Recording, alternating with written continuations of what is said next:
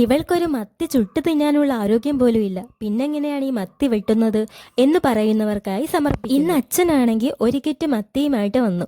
അപ്പം ഞാൻ വിചാരിച്ച് അതങ്ങ് ഏകദേശം ഒരു 12:05 കഴിഞ്ഞപ്പോഴത്തേക്കും ഞാൻ മത്തി വെട്ടാനായിട്ട് സ്റ്റാർട്ട് ചെയ്തു. വീട്ടിൽ വെറുതെ ഇരുന്നപ്പോൾ വിചാരിച്ചെങ്കിൽ പിന്നെ അതങ്ങ് ക്ലീൻ ചെയ്ത് വെക്കാമെന്ന്. അങ്ങനെ മത്തി ഓരോന്നായിട്ട് വെട്ടി തുടങ്ങിയേ. ഇത് ഒരുപാടുണ്ടായിരുന്നു.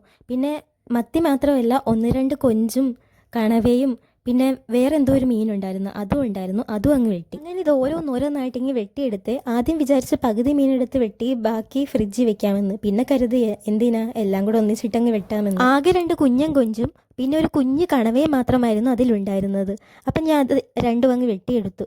എനിക്ക് കണവയും കൊഞ്ചും ഭയങ്കര ഇഷ്ടമാണ്. നിങ്ങൾക്ക് എന്താണ് ഇഷ്ടം? ദാ ഈ മീൻ കണ്ടോ? ഈ മീനിന്റെ പേരെന്താണെന്ന് അറിയത്തില്ല. നിങ്ങൾക്ക് ആർക്കെങ്കിലും? എനിക്ക് തോന്നുന്നു ഇതിന്റെ പേര് പാരയെന്നായിരിക്കും. ഇടയ്ക്ക് എൻ്റെ കയ്യിൽ നിന്ന് ചില മീനൊക്കെ വഴുതിപ്പോയേ. അപ്പം നിങ്ങൾ വിചാരിക്കല്ലേ എനിക്ക് മീൻ പിടിക്കാനുള്ള ആരോഗ്യം പോലും ഇല്ല എന്ന്. മീനിലുള്ള വഴുവഴുപ്പ് കാരണമാണ് അത് കയ്യിൽ നിന്ന് വഴുതിപ്പോയത്. അങ്ങനെ മീനെല്ലാം ഏകദേശം ഒരു 12:45 ആയപ്പോഴത്തേക്ക് വെട്ടിക്കഴിഞ്ഞു.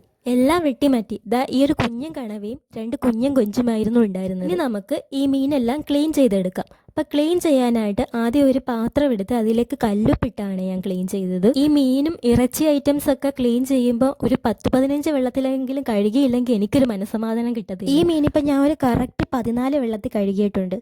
ഇത് കണ്ടിട്ട് ഇനി എനിക്ക് പ്രാന്താണെന്നൊന്നും വിചാരിക്കില്ലേ, ഞാൻ ഇങ്ങനെയാണ്. എല്ലാവരും ഇനി ഇങ്ങനെയാണോ? ഇവിടെ പിന്നെ മീനും ചിക്കനും ഒക്കെ കഴുകുമ്പം ഒരുപാട് വേസ്റ്റ് ഒന്നും അധികം വരത്തില്ല. കാരണം ഇവിടെ 2 പട്ടിക്കുട്ടന്മാരുണ്ട്. അങ്ങനെ ഈ മീൻതലെല്ലാം ക്ലീൻ ചെയ്ത് അതും മാറ്റി വെച്ചു.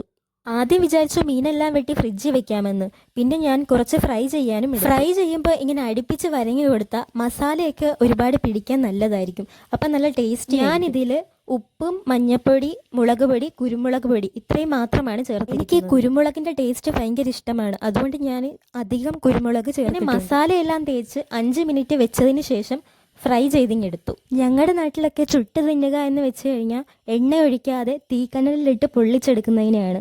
നിങ്ങളുടെ നാട്ടിൽ ഫ്രൈ ചെയ്യുക എന്നാൽ എണ്ണ ഒഴിച്ച് പൊള്ളിച്ചെടുക്കുക അല്ലെങ്കിൽ പൊരിച്ചെടുക്കുക എന്നതാണ്. അപ്പോൾ ഇത്രയേ ഉള്ളൂ. എൻ്റെ ചാനൽ ആദ്യമായിട്ട് കാണുന്നവരാണെങ്കിൽ ഒന്ന് സബ്സ്ക്രൈബ് ചെയ്ത് സപ്പോർട്ട് ചെയ്യണേ. അപ്പോൾ ടാറ്റ, ബൈ ബൈ.